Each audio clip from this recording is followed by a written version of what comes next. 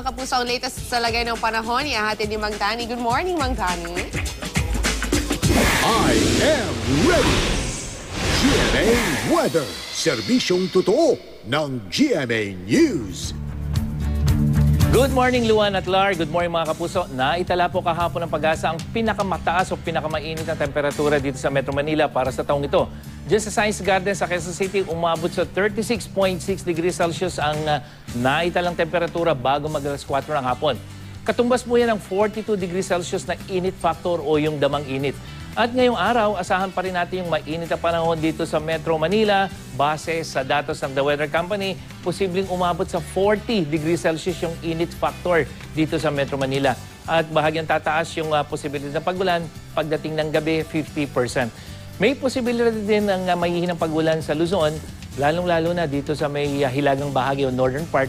Pero patuloy pa rin maranasan yung mainit na panahon dito po sa Luzon. At kung makikita nyo mga kapuso dito sa mapa ng The Weather Company, may bahagi na yung kulay ube.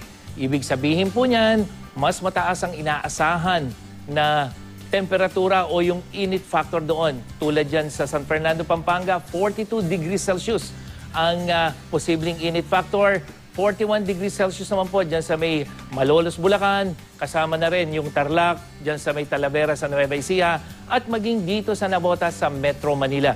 Magiging maalisahang panahon din ang inaasahan sa malaking bahagi ng Visayas, Iloilo, 39 degrees Celsius. At magkakaroon din ng mahinang ulan, lalong-lalo na dito sa may Western Part.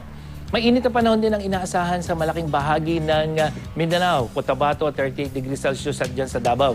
At may posibilidad din ng hanggang katamtamang ulan at thunderstorm dito sa may ARMM at sa may Soxargen.